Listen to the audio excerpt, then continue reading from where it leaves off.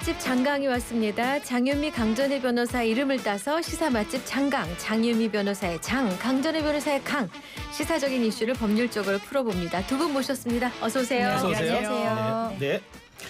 자, 이제 이재명 정부 1호 법안 3대 특검법이 공포됐습니다.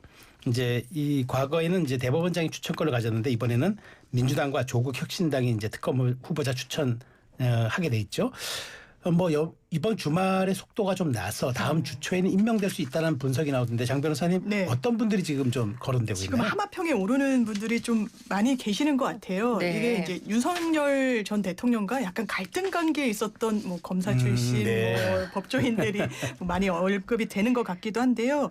조은석 전 감사위원 같은 경우에는 이제 검찰 출신인데 감사원에 있을 때 상당히 좀 그 윤석열 정부에 대해서 쓴소리, 네. 목소리를 많이 냈던 분이시고. 네. 또 김양수 변호사, 한동수 변호사도 최종 후보로 유력하게 이제 거론이 된다라는 네. 언론 이 보도들이 나오고 있는데 일단 이분들 다 하마평 검증한 다음에 다음 주 초쯤에는 마침표가 찍히는 그런 스케줄로 가고 있는데요. 네. 많이 아시겠지만 뭐 또 한동수 대검 감찰부장 같은 경우에는 윤석열 전 대통령과 상당히 또 윤석열 전 대통령이 검찰총장 시절에 좀 갈등을 일으켰던 그런 또 법조인으로 많이 알려져 있기도 합니다. 굳이 갈등을 일으킨 분들까지 할 필요가 있나요? 그냥 아무 관계가 그러니까요. 없는 분이 하는 것이 바로 낫지 그 않을까요? 부분이 물론 지금 하마평대로 임명이 될지는 네. 알 수 없습니다만 네. 그 부분이 국민의 입장에서 보았을 때는 이게 정말 정치 보복을 위한 것이 아닌가라는 생각이 들 수밖에 없는 거죠. 일단은 규모 자체가 세 개의 특검 합쳐서 120명, 지방에 있는 검찰청 하나가 다 들어가는 수준이란 말이죠. 그리고 170일까지 최대 수사를 할 수가 있는데 그럼 반년이 넘는 기간인 네. 거예요. 그러면 만약에 다음 주부터 시작한다라고 했을 때 올해 말까지 아니면은 내년 초까지 이제 진행이 되게 되는 건데 굉장히 우려가 있고 특히 앞서 이게 지금 1호 법안이잖아요. 네. 네. 이재명 대통령이 민생에 대해서 신경 쓰겠다라고 이야기를 했는데 1호 법안이 민생이 아니라 이러한 특검 형태 그것도 정치 보복으로 보일 수 있는 이런 것들이 있다는 게 참 우려스럽다라고 말씀드리고 싶습니다. 자, 이제 그러다 보니까 이제 특검이 출범을 네. 하게 되는 건 뭐 이제 가시화됐으니까. 네. 자, 그러면은 지금 저 윤 전 대통령과 관련자들 재판이 진행 중에 네, 있잖아요. 맞습니다. 이제 내란 특검이 이제 그러면 공소유지를 맡고 다른 수사기관들은 여기 협조를 하거나 관계된 서류들 다 이첩하는 것 아닙니까? 네, 맞습니다. 이렇게 되면 이제 특별 재판부가 설치되거나 서울중앙지법이 그러면 이 재판을 네. 진행하느냐 이제 이 논란이 있어서 맞습니다. 그러면 기존에 이제 지기현 부장판사가 이끄는 재판부가 못한다 이런 얘기가 있는데 어떻게 됩니까? 근데 법률적으로는 그럴 가능성이 좀 희박한 것 같고요. 그래요? 이제 네. 특검도 법안이잖아요. 그 내용을 보면 뭐 수사 인력, 기간 뭐 이런 부분이 언론에 초점이 맞춰졌지만 거기 재판 관할권 그리고 재판 권한도 이제 네. 명시가 돼 있습니다. 어떻게 돼 있냐면 군사법원법이라는 게 있어요. 그러니까 군 관계자들이 지금도 뭐 박안수 육군 참모총장이나 여인영 방첩사령관 등등이 지금 용산에 있는 이 중앙지역 군사법원에서 재판을 받고 네, 있거든요. 그렇죠. 그런데 이런 군사법원법에 근거한 건데 그럼에도 불구하고 이제 특검에서 기소하고 공소유지하는 사건의 법원의 재판 관할은 이제 일반 법원이 갖는다라고 이제 되어 있어요. 그렇군요. 그러니까 그 취지는 지금 어쨌든 뭐 국방부 장관도 군은 아니니까 이제 김용현 전 장관이랄지 네. 노상원 전 사령관이랄지 또 윤석열 전 대통령이 다 서울중앙지방법원에서 재판을 네. 받고 있어서 이게 또 대단히 긴밀하잖아요. 네. 그래서 법원 내부에서는 아마 사건의 연결성과 그 일관성을 봤을 때 아마 해당 재판부 지금 이 사건을 하는 재판부에서도 군 관계자들이 재판 배당돼서 하지 않겠느냐라는 부분이 있고 이제 일각에서는 특별재판부가 필요하다라는 의견도 있습니다. 그러니까 내란이라는 사건이 너무 크니까 네. 이것만 전담하는 재판부가 별도로 있어야 되는 거 아니냐라고 하지만 이게 근거 법률은 좀 희박해요. 특별재판부라는 이런 것이 사건별로 사안별로 구성됐다고 이 법문을 해석하기 좀 어려운 부분이 있어서 아마 사실상 이제 서울중앙지방법원에서 키를 쥐고 하게 되지 않을까 이런 생각이 듭니다. 네. 네. 자, 이렇게 특검의 속도가 붙으면서 국민의힘에 대한 정당 해산론이 급부상 중입니다. 이 박홍근 민주당 의원 페이스북에다가 여전히 국민의힘 의원 다수가 1호 당원이었던 윤석열 탄핵 반대 당론의 무효화조차 반대한다. 헌법을 우습게 여기는 국민의힘은 스스로 해산의 법정으로 달려가는 것. 이런 글을 올리기도 했고요. 지난 3월 정당법 개정 발의를 한 적도 있습니다.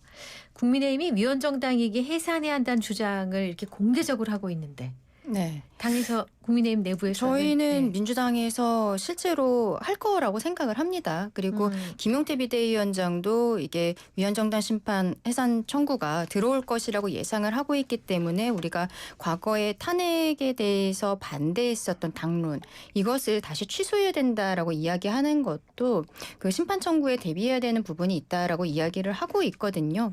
민주당에서는 이러한 법안 같은 것들도 이미 발의가 되어 있고 그동안의 비상계엄 이후에 윤석열 전 대통령은 내란 우두머리 그리고 저희 국민의힘은 내란 동조 세력이라고 계속 이야기를 했어요. 그리고 이재명 대통령은 정치 보복은 하지 않겠지만 내란은 종결시켜야 된다라는 이야기들을 계속했기 때문에 정권 초기에 어떤 드라이브를 거는 과정에서 저희는 이러한 심판 청구가 들어갈 것이라고 생각하고 근데 헌재에서 결정은 이렇게 내리진 못할 것이라고 생각을 합니다.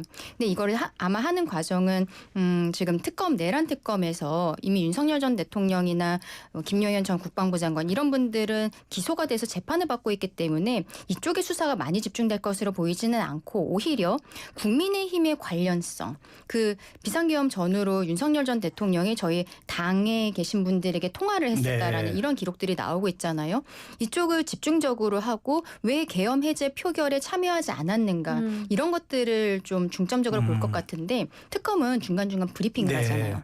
브리핑을 할 때 나오는 어떠한 자료들을 꼬투리 삼아서 바로 심판 청구에 들어가지 않을까 생각합니다. 자, 근데 이제 그 민주당 김현정 의원은 국힘 해산, 그다음 국민명령 1천만 서명운동에 돌입했고 어제까지 이제 10만 명이 서명했다고 밝혔는데 문제는 이 정당 해산 심판의 주체가 정부란 말이죠. 정부입니다. 정부가 그러면 이재명 정부가 과연 그 엄청난 그 부담을 무릅쓰고 107석의 위헌정당을 심판 청구할까 가능성이 있어 보입니까? 저는 가능성 낮다고 보여지고요.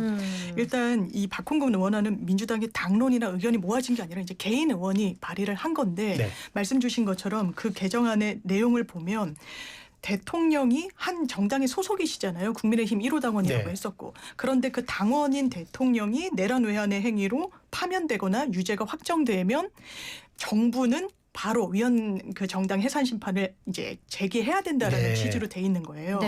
그런데 만약에 그 법이 정말 통과가 된다면 저는 가능성이 좀 낮다고 생각합니다만 된다면 이제 정부가 하는 그 주체가 되겠지만 이게 정무적으로 오히려 이제 국민의힘이 지금 굉장히 내홍이니까 이제 반농담조로 사석에서 이제 국민의힘 관계자분들이 우리가 자체적으로 쇄신할 힘이 없는데 이거 위헌 정당 해산 심판이라도 민주당이 그냥 해주라 이제 반농담조로 얘기하시는데 그 연장선상에 사실 홍준표 전 시장도 얘기하시는 거잖아요. 그런데 이제 홍준표 전 시장이 얘기하는 건 정말 이제 후보 교체하려고 무리하게 막 적법 절차도 안 지키고 이런 거는 정말 위헌 정당 아니냐라는 건데 여기에서 법문에서는 대통령이 정당 소속 구성원이라는 이유로 그 불이익을 정당 해산으로까지 가져가겠다는 것이 그게 논리적 인과관계는 저는 탄탄하지는 않다고 생각하고요. 그러니까 국힘 내부에서 연좌제 아니냐 이렇게 얘기 반발하더라고요. 수도 있고 그래서 이제 정성호 의원 등도 이제 중진 의원이신데 이게 과연 이제 되겠느냐 뭐 이런 취지로 인터뷰하신 것도 제가 들었는데 그래서 아마 정말 뭐 이게 통과될 가능성은 저 개인적으로 높아 보이지는 않습니다. 뭐 홍준표 전 시장 얘기를 하셨습니다마는 정당 해산 얘기 이미 몇 번 했고 각자 도생할 준비나 해라 이런 얘기까지 한 바가 있습니다. 자, 근데 정당 해산하면 바로 떠오르는 게 통진당이죠. 그렇죠. 과거 통진당 해산 심판이 있었는데 그때 상황하고 비교했을 때 이 실현 가능성 여부 낮다고는 하셨습니다만 어떤 절차가 되나요? 뭐 헌법재판관이 몇 명 이상 뭐 찬성을 해야 되고 어쨌든 이런 정당 해산은 법원이 아니라 헌법재판소에서 하게 되기 때문에 단심제로 진행을 하게 되는 것이고 헌법재판관 6인 이상이 찬성을 했을 때는 이제 위헌정당으로 해산을 하게 되는 것입니다. 지금 뭐 그 장유미 변호사님께서는 민주당에서 실제로 그리고 이제 특히 이재명 대통령 정부가 이것을 진행하지는 않을 것 같다라고 말씀을 하셨지만 국민의 입장에서는 그렇게 생각할 수가 없는 거죠. 지금까지 민주당이 보여주고 있는 스탠스 계속 대통령은 협치, 통합 이런 것들이 이야기하고 있지만 우리 조금 아까 다뤘듯이 1호 법안 자체가 민생과 관련 없는 특검, 3특검 그리고 거기에 들어가는 검사 수가 지방검찰청 하나가 다 들어가는 수준으로 이런 형태로 탈탈 터는 것. 이게 그 처음부터 특검 얘기가 나올 때 위헌 정당과 이거 정당 해산과 관련이 있는 것이 아니냐는 얘기들이 계속 나오는 거예요. 거기에서 나오는 자료를 가지고 분명히 무언가를 쓰려고 할 것이고 그리고 이게 내년 지방선거와도 연결이 되어 있다라고 생각을 합니다. 네. 결국 헌법재판소에서 앞서 말씀드린 것처럼 저는 위헌 정당이라고 선언하지는 않을 것이라고 생각하지만 그 과정에서 민주당은 어떻게 보면은 몰아칠 수 있는 거거든요. 내란 동조 세력이라는 것을 계속 프레임화하고 그리고 특검에서는 계속적으로 브리핑이 나올 것이기 때문에 아마 내년 지방선거의 압승을 위해서라도 이런 형태는 저는 충분히 가능하다라고 생각합니다. 그러니까 지금 강 변호사 말씀 종합하면 민주당은 국민의힘을 내란 세력으로 프레임하기 위해서 계속 네. 이걸 주장할 거고 국민의힘도 지지층 결집이라서 우리 위험하다는 시그널을 또 보낼 거고 홍준표 시장은 약간 심리전 하고 있다 그런 좀 약간 그런 얘기로 들리네요. 그렇죠. 그런데 이제 이재명 대통령과 정부 입장에서도 저는 가능성은 꽤 있다라고 생각해요. 가능성은 있다. 네, 왜냐하면 이재명 대통령도 그동안에 대선 캠페인 과정에서 국민의힘에 대해 내란 세력이라는 표현들을 계속 썼기 때문에 그런데 이거는 이번에 대통령 선거 득표율을 보았을 때는 러프하게 보면은 반반으로 나눠졌었잖아요. 그럼 반 정도의 국민들은 아직도 이재명 대통령에 대해서 곱지 않은 시선으로 바라보고 있는데 그런데 지금 보여주고 있는 민주당의 모습들은 강성 지지층들을 또 결집시키는 듯한 모습들을 보여주고 있고 당장 내년에 지방선거 과정에 있어서의 유불리 이런 것들을 따지게 된다면 충분히 가능하지 않을까라고 생각합니다. 네. 네. 그러니까 새 정부 들어서 발의한 첫 번째 법안 특검법, 그다음에 정당 해산 얘기에 이어서 이제 김용민 의원 등 민주당 소속 의원들이 검찰청 폐지 얘기하고 있죠. 검찰의 공소권과 수사권을 분리해서 공소청 등을 신설하는 내용의 이 검찰개혁 법안들을 발의했습니다. 뭐랄까 연달아 권투에서 뭐 어떻게 하는 연달아 치는 걸 뭐라 그래요? 연타. 연타 느낌이. 연타 느낌이는데 이게 어떤 내용입니까? 예, 근데 이게 히스토리는 좀 길고 이제 문재인 정부에서도 검경 수사권 조정을 했는데 네. 이게 이제 원하던 방향대로 딱 이제 마침표가 찍히진 않고 이제 절반의 성공이었다 뭐 이런 판단도 나오고 있는 상황인데 네. 기본적으로는 그렇습니다. 이제 이재명 대통령이 이제 후보 시절부터 검찰 개혁의 안에 대해서 내놨던 뭐 청사진은 기본적으로 수사와 기소는 분리돼야 된다라는 거예요. 이게 왜 그러냐면 수사를 하고 있는 주체가 기소까지 하게 되면요. 기소를 꼬린이라고 생각을 하게 돼요. 그냥 기소를 하지 않는 거는 특히 막 정치인 수사, 재벌 수사, 막 경제인 수사를 할 때 되게 많은 인력이 투입되기도 하잖아요. 그 언론인들이 굉장히 관심을 많이 가져서 시시각각 그 보도가 되기도 하는데 그러다가 이거 봤는데 이거 문제 없네요. 무혐의 이런 판단은 검찰이 할 수가 없거든요. 이제 구조적으로. 그러니까 수사는 수사 파트가 하고 기소는 좀 이 수사를 토대로 봤을 때 기소를 하는 게 맞는지 그리고 공소유지에 최선을 다할 수 있도록 지금은요 기소 검사들이요 저연차 검사나 뭐 이제 그런 분들이 많이 하시는데 너무 사건이 많아서 공소유지를 제대로 못해요. 그래서 실무에서는 오히려 이제 피해자 측에서 막 증인신문상을 검사님께 뭐 드리기도 하고 그러니까 업무가 너무 과도하니까 검사가 이제 그렇게 해도 무방하다고 할 때에는 그러니까 네. 그 정도니까 이 부분을 좀 구조적으로 재편할 필요성이 있다라는 문제의식이 상당히 있었고 그래서 기소와 공소를 분리하니까 지금의 검찰은 이 공소청이 되는 거고요. 그럼 네. 수사가 필요하잖아요. 네. 그러면 이 수사 검사님들이 있으니까 수사 검사들과 또 종전에 또 경찰 인력도 수사를 하고 있는 그 인력들을 합쳐서 이 일반 사건은 국가수사본부나 아니면 중대범죄수사청에서 네. 하게 되는 건데 중대범죄수사청은 지금 검찰이 수사 개시권을 갖고 있는 중대수사들 이를테면 부패, 경제, 뭐 공직자와 관련한 이 혐의에 대한 수사들, 선거, 뭐 방위사업법 이런 부분과 관련한 수사를 하고 국가수사본부 이제 일반 사건을 하는 그런 식의 재편이 이제 핵심 내용입니다. 근데 저는 이 법안들이 결국 4개가 나온 거잖아요.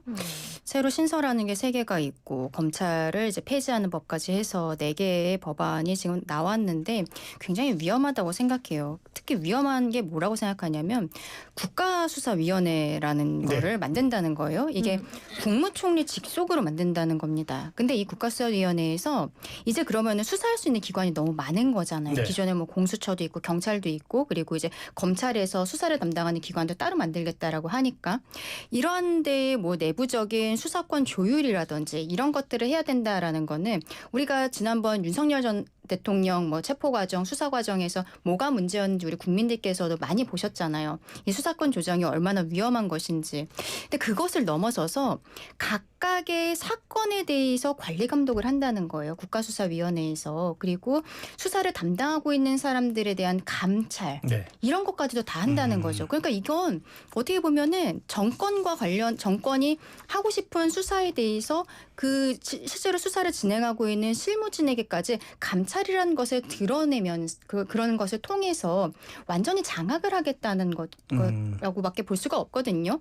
수사권의 독립 같은 것들이 전혀 이루어질 수가 없는 시스템인 거죠. 그리고 검사를 그러면은 기소하는 검사, 수사하는 검사로 나누겠다라는 건데 이건 또 어떤 형태로 나누겠다는 건지도 모르겠어요. 그리고 이제 행안부 산하의 검찰과 그 예전에 검찰과 그리고 경찰도 같이 있는 거잖아요. 네. 이 둘 간의 관계에 있어서 굉장히 좀 모호한 부분들이 있는 것이죠. 네. 뭐 중요한 사건들에 있어서는 그동안에 검찰들의 수사 능력이 있기 때문에 검찰 쪽에 좀 남겨놓는다는 형태로 이야기를 하는데 그러면 공수처는 왜 그대로 남겨놓는 것인지도 의문이 있고 네. 다만 지금 법안에 대해서 이제 발의한 의원 측에서는 정부와 완전히 협의가 된 것은 아니다라고 하고 있기 때문에 조금 더 다듬어지기는 하겠습니다만 지금 나와 있는 이 법안들만 보면은 너무 위험하다. 정권의 그 손에 모든 사건들 정말 조그마한 모든 사건들까지 다 좌지우지 될 수밖에 없다라고 말씀드리고 싶습니다. 지금 말씀하신 것처럼 이제 그 김용민 의원은 개인적으로 검찰이라는 존재가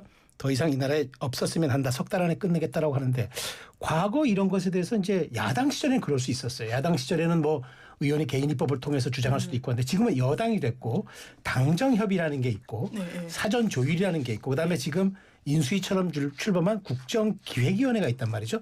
이런 데 대한 조율도 거치지 않은 채 불쑥불쑥 내는 건 아직도 야당 체질 못 버렸다라는 비난이 있기도 합니다. 그래서 이게 본인들이 이제 그 브리핑을 할 때도 인정했던 사안이에요. 말씀 주신 부분을. 그러니까 정부와 협의는 됐느냐라고 했을 때 아직 정부와의 협의를 남겨두고 있다는 취지여서 네. 이게 마침표가 찍힐 때까지는 좀 유동적인 것 같고 이 안 자체는 그리고 이제 개인적인 사견임을 전제로 이제 검사가 대한민국에서 없었으면 좋겠다고 하지만 그건 불가능합니다. 네. 헌법에 영장 청구의 권한은 검사에게만 그렇죠. 기속하도록 돼 있어서 헌법을 고치지 않는 한 이거는 이제 김용민 의원도 법조인 출신이니까요. 네. 그러니까 검찰에 대해서 이제 지난 정부에 대한 뭐 이런 비토 이런 걸 정치적 수사로 언급한 것이지 현실적으로는 불가능하다. 이렇게 말씀드릴 수 있을 것 같습니다. 대통령실과 상의가 없었다고 하는데 내일 선출되는 민주당 차기 원내대표 후보들도 이 법안들 조속히 처리하겠다는 입장을 갖고 있습니다. 법 통과 가능성은 그럼 굉장히 높아 보이는데. 저는 이게 뭐 지금 김용민 의원이 불쑥 브리핑하고 낸 거라기보다는요. 이게 민주당으로서는 좀 차근차근 준비를 해왔던 안이고 지금 검찰이 수사를 상당히 잘하는데 뭐 이런 부분과 관련해서 뭐 우려 나오잖아요. 그런데 네. 검경 수사권 조정되기 전에도요. 진짜 한 90% 이상의 수사는 경찰이 해왔었습니다. 검찰로 저희가 네. 고소장 고발장 넣어도 다 경찰로 내려보냈었어요. 네. 그래서 이게 뭐 엄청난 이제 현장의 혼선 이런 걸 가져올 거라고 생각되진 않고 이게 원내 지도부가 아직 지금 내일 투표를 앞두고 있다 보니까 이제 원내에서 해결해야 될 입법 사항은 조금 지체되고 좀 속도전에 들어간 부분이 있는데 이거는 사실상 이제 바로 뭐 민주당이 이제 또 야당이랑 협의가 또 추가로 있어야 되니까요. 네. 그 부분만 넘게 된다면 입법에는 속도를 낼 수 있는 사안 같긴 합니다. 알겠습니다. 자, 야당과의 협의는 없을 것이라고 생각이 되고요. 야당에서 저희 국민의힘에서 지금 이 4개의 법안에 대해서 동의할 리는 전무하다라고 네. 생각을 합니다. 근데 지금 김병기 의원, 서영교 의원이 당장 이 법안들 뭐 처리해야 된다는 형태로 이야기하는 거는 이번 원내대표 선거에 권리당원 20%가 들어가서 그런 게 아닌가 싶어요. 네. 어쨌든 권리당원들 같은 경우에는 강성의 생각들을 가지고 계신 분들이 많을 거라고 생각하고 정권 초기에 이걸 다 잡아야 된다라는 생각을 하실 것으로 보이는데 20%면은 굉장히 큰 거거든요. 맞아요. 권리당원 네. 투표가 원내대표 선거에 들어가는 거는 민주당도 이번이 처음이고 그렇죠. 네. 뭐 김병기, 서영교 두 분이 다 뭐 친명으로 다 알려져 있는 상황이기 때문에 서로 말하자면 권리당원 투표에서 갈릴 수도 있는 상황들 이런 것들을 생각해서 강성의 발언들을 하고 있는 것이 아닌가라고도 생각합니다. 알겠습니다.